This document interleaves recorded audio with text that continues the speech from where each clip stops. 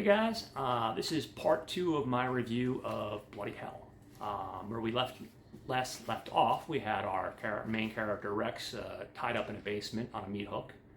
He's having a mini meltdown, and he's being talked to by himself, saying like, "Hey, you got this, man. This fucking sucks, but we can get out of this." We cut to that, and we see now a grown-up Aaliyah, the girl that I discussed in the very beginning. She's in her 20s, blonde, pretty girl. We see the guy in the taxi who's introduced as Uncle. And then we see a character that's brother, whose name is Gail, or Gali, probably more appropriate. I'm probably butchering both, I'm not sure. We see the people in the airport that were staring him down, which are mom and dad. We're introduced to a little child who looks like he's probably 7 or 8, and he's a little brother. His name is Ali. Ali seems like he's very naive to what's the evil that's going on in this house.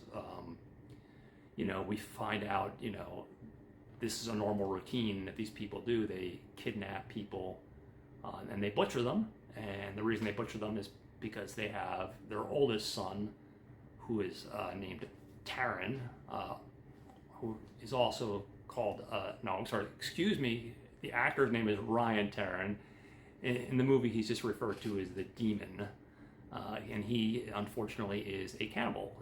He just has a taste for human meat, so he's this deformed giant, and they don't want to, they don't want to see him die, and I guess they feel like, this is in their mind, this, even though it's sick, the right thing for them to do is hunt down victims and cut them up and fillet them and make a meal for our demon brother. So we were introduced to these main characters. Basically, they settle down for the evening, and Aaliyah goes downstairs to the basement. She sneaks down there, and she starts to strike up a conversation with Rex. And she says, "I'm sorry, I was kidnapped a long time ago. I'm forced into this horrible situation." She's like, "I take care of our youngest brother, Ali, and unfortunately I even get stuck with feeding the older brother, the cannibalistic demon." And he's like, "Well, help me." And she's like, "I can't," and eventually she does help by kind of giving him like a knife to kind of help him cut through the rope. So they strike up a conversation. She goes back upstairs because she doesn't want to get caught. And then we flash forward to a couple hours later, and the father of the family, with the one son, Galil, goes downstairs, and he goes to wake up Rex.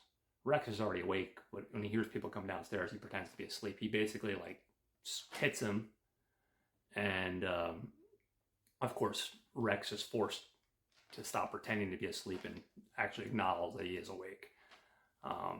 He strikes up a conversation, tells them, we're cutting off, still going to cut off the rest of your body. He goes back upstairs. A little while goes by. The younger brother, Galil, goes downstairs and goes to start butchering the rest of poor Rex's body. He goes to go for the other leg, essentially. And excuse me, guys, I'm really out of it today, I'm sorry. A fight ensues between Rex and Galil, the younger brother.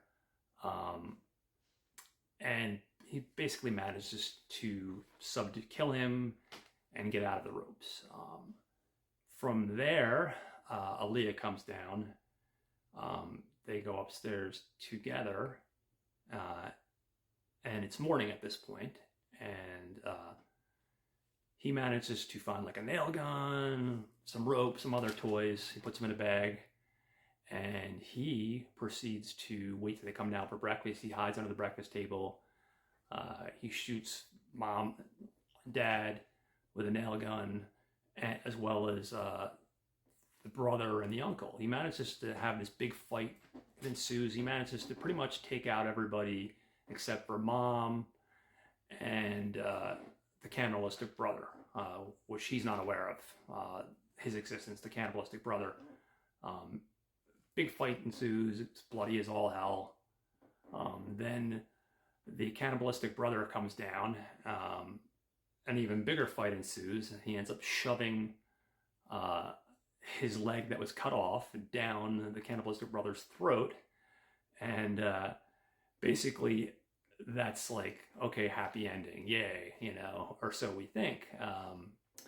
It cuts to Aaliyah and Rex escaping, and as they're escaping, they go to pick up Ollie, the little younger brother, and head back to the States. You know, Rex is like, screw this, Finland was a mistake.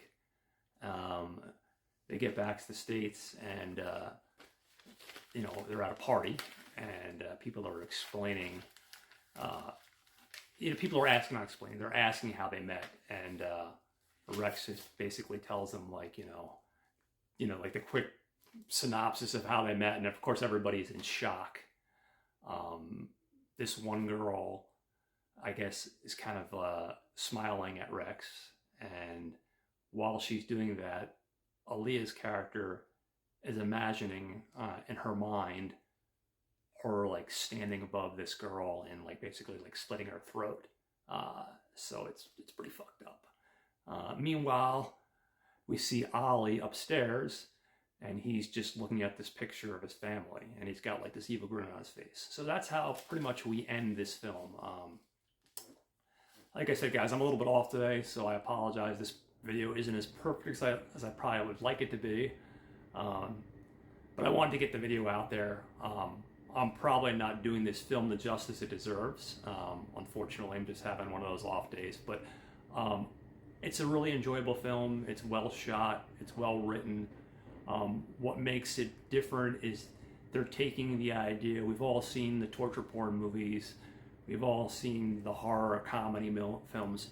This is doing that, but it's doing it in a way I think that's original. They're taking an idea of like the heist movie, you know, they're with the action elements, but then they're also adding, like I said, like the elements from like Cabin Fever or Hostel, but then they're throwing in the comedy elements, and it's put together very well. It's just a tight script. It's in and out. It's fun. You can find the Blu-ray on eBay. I think even Amazon might have it through independent sellers. It is a Region B film because it was an Australian film. So finding a Region A, which is, for those that don't know, Region A is America. Finding that is going to be difficult. I don't think they'll release this on physical disc in America. It's just Region B, like I said, which is most of Europe and Australia. If you have a region-free player, that's awesome, guys, because that opens up the world to pretty much watch it anywhere, all over the world.